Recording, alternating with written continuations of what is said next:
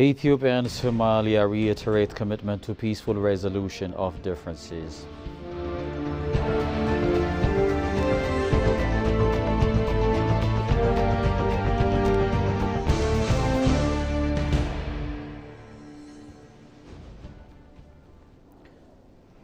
Ethiopian Airlines launches new flight to Warsaw, Poland.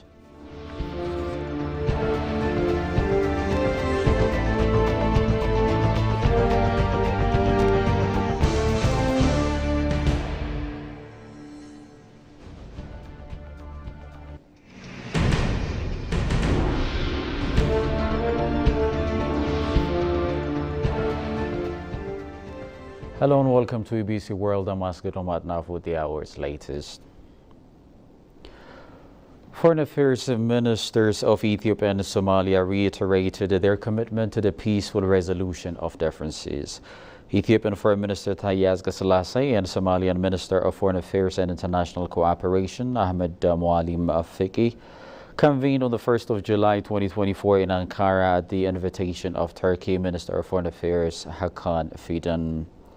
The ministers, through Turkey's facilitation, were able to separately have a candid, cordial and forward-looking exchange concerning their differences and explored perspectives towards addressing them within a mutually acceptable framework. The ministers of Somalia and Ethiopia reiterated their commitment to the peaceful resolution of differences and expressed their appreciation to Turkey for its facilitation as well as its constructive contributions. According to a press release issued by the Ministry of Foreign Affairs of Ethiopia today, the ministers agreed to pursue the ongoing dialogue with a view to resolving their issues and ensuring regional stability. The ministers agreed to meet in Ankara on the 2nd of September 2024 to have a second round of discussions.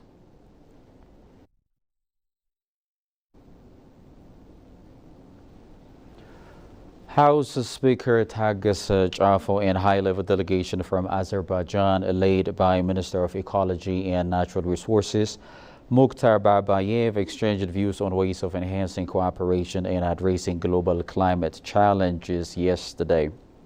Ethiopia's Green Legacy Initiative and COP29 emerged as key points of discussion, in addition to the need to strengthen bilateral and multilateral issues to tackle global challenges. Speaker Jafo focused on amplifying efforts to tackle climate change, highlighting the success of Ethiopia's Green Legacy Initiative. During the discussion, he emphasized the need for increased collaboration and experience sharing alongside ensuring promised $1 billion in climate finance is delivered.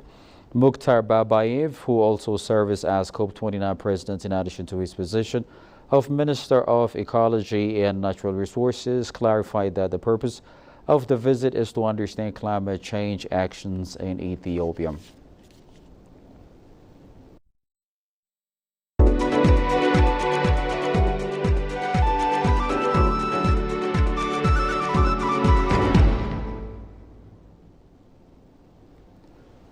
The Ethiopian Airlines, Africa's largest network operating carrier, has launched new 4 times weekly passenger services to Warsaw, Poland via Athens. The flight inaugurated to Warsaw will expand the airline's European destination to 24, it was learned. On the occasion, Foreign Affairs State Minister Ambassador Misganu highlighted the significance of the new flight to further fostering the political and economic ties between Ethiopia and Poland. There are plenty of opportunities for collaboration in sectors such as agriculture, technology, infrastructure development. This flight definitely will advance our investment and trade relations, and it will promote Ethiopia's connectivity to the Eastern Europe. Education and people-to-people relation exchanges are also integral to our bilateral relations. There are plenty of Ethiopian Airlines Group CEO Masfin Tasso said the new flight will further grow Ethiopian presence in the European market, was yet another new destination. Weighing in on the inauguration, Polish ambassador to Ethiopia, Zimeislav Bobak, for his part, underlined that the new flight will be vital and instrumental in expanding cultural exchanges between the people of the two countries, in addition to its contribution to boost the trade and tourism. You can look at this new flight from several dimensions, but the most important, in my opinion, is to create a bridge which will join our two societies, bringing our societies closer and closer together to strengthen the peoples-to-peoples contact. And from that, I strongly believe that, for example, the economic relations between our two countries will get an additional boost.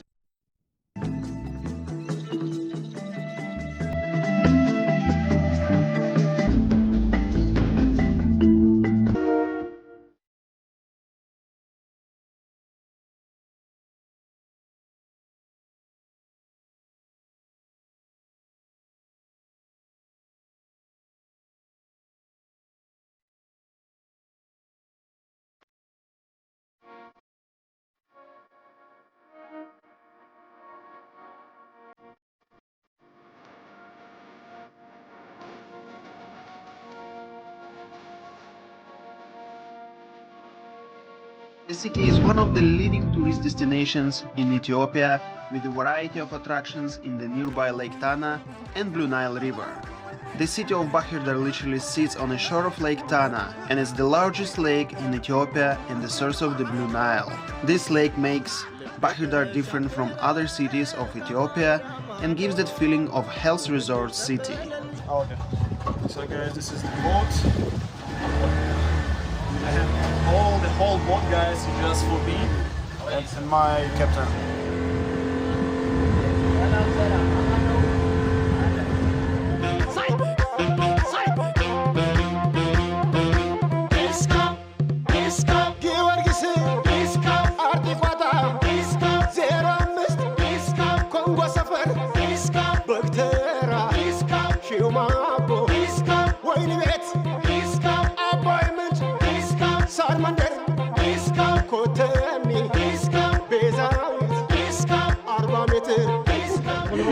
ስለዚህ ባህር ዳርን በአጭር ቃል ስትገልጻት ምንድነው የምትለው? ፍቅር ናት። በቃ ውቢቷ ባህር ዳር በቃ የመጨረሻ ፍቅር ናት። ባህር ዳር ፍቅር ነች አለ ቅድም መነጽር የሚያዘው ልጅ። ባህር ዳር ሚስጥር ነች አለ። ለአንቺስ ምንድን ነች? ለምን ሚስጥር ናት? መኖሪያ ናት። በቃ አለ ሁሉ ነገር ናት ባህር ዳር።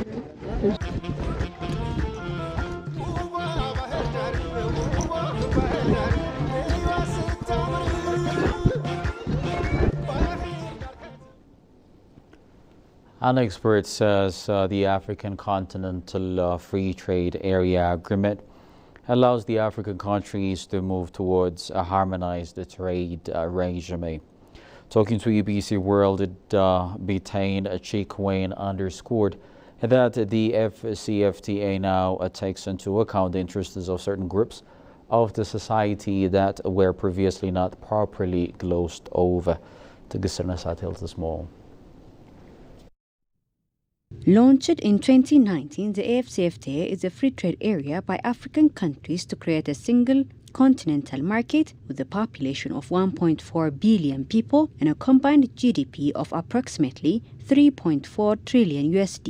At its full realization, the FCFTA, with the mandate of eliminating trade barriers, will be the largest free trade area in the world, bringing together 55 countries. Talking to EBC World Program Management Officer at African Trade Policy Center, part of UNECA, Batani Chikwane stressed that the FCFTA agreement allows African countries to move towards a harmonized trade regime.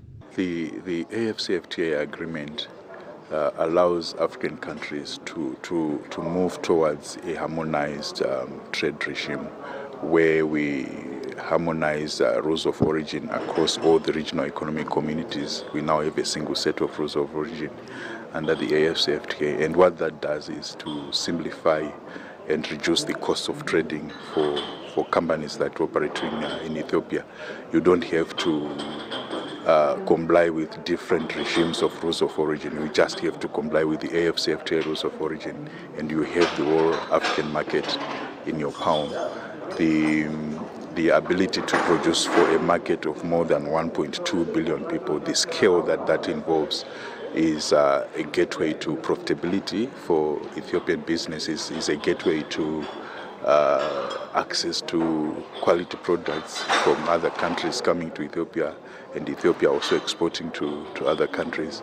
It's a gateway to accessing the skills that are within the continent. Chikene further indicated that AFCFTA now takes into account the interests of certain groups of the society that were previously not taken care of. We now have within the AFCFTA agreement a protocol on digital trade that Ethiopian businesses can actually take advantage of and export the market.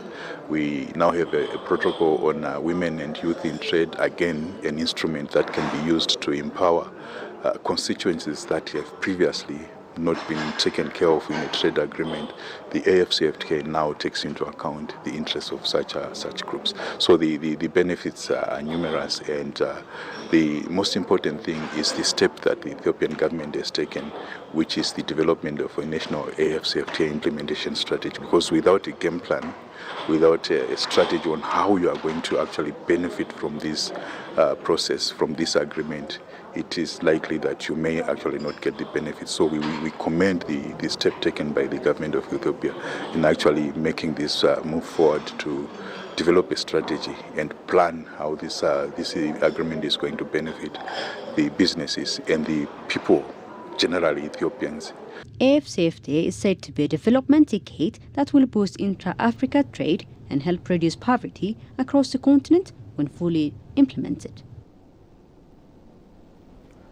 The economic vulnerability of East Africa, exacerbated by persistent wars and conflicts, has been a critical issue affecting the region's development.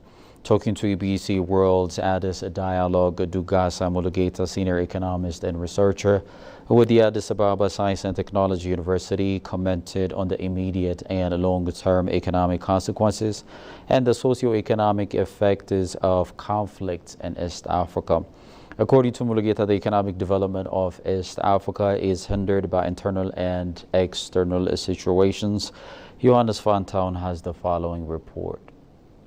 East Africa, comprising countries such as Somalia, South Sudan and Ethiopia, has faced significant economic challenges due to prolonged wars and conflicts. These conflicts have disrupted economic activities, led to substantial losses in human and physical capital, and impeded development efforts. Understanding the economic vulnerability resulting from these wars is crucial for formulating effective policies for recovery and sustainable development. Approached by ABC's Addis Dialogue program, senior economist and researcher at the Addis Ababa Science and Technology University, Dugasa Mulugeta mentioned the factors that are affecting the economic development of East Africa in general and the Horn of Africa in particular. This development is hindered by many factors.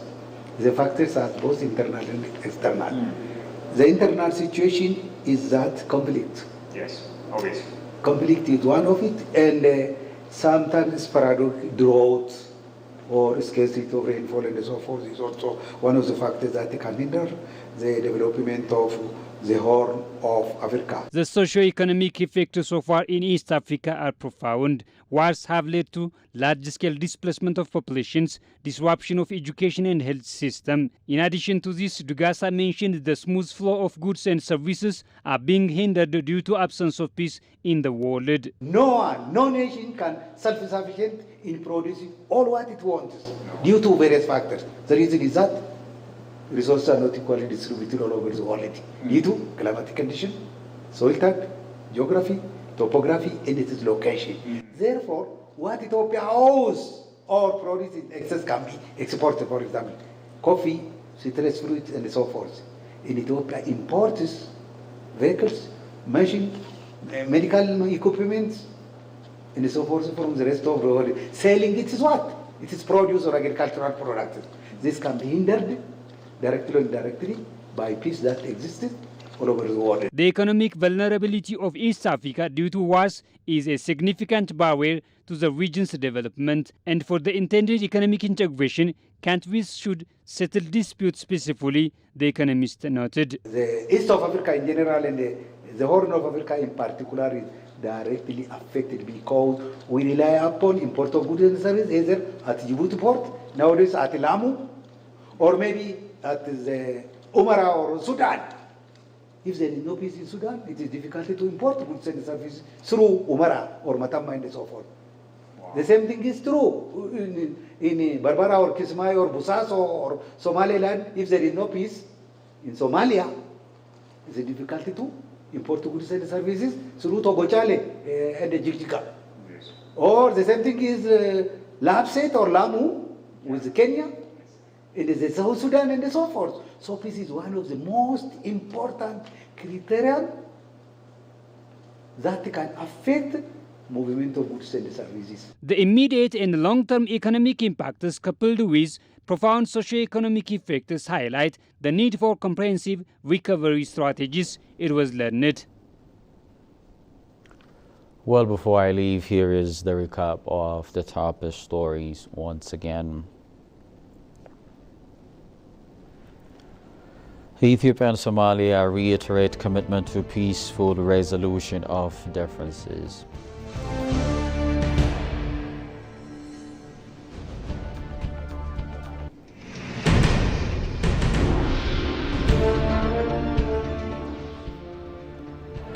Ethiopian Airlines launches new flight to Warsaw, Poland.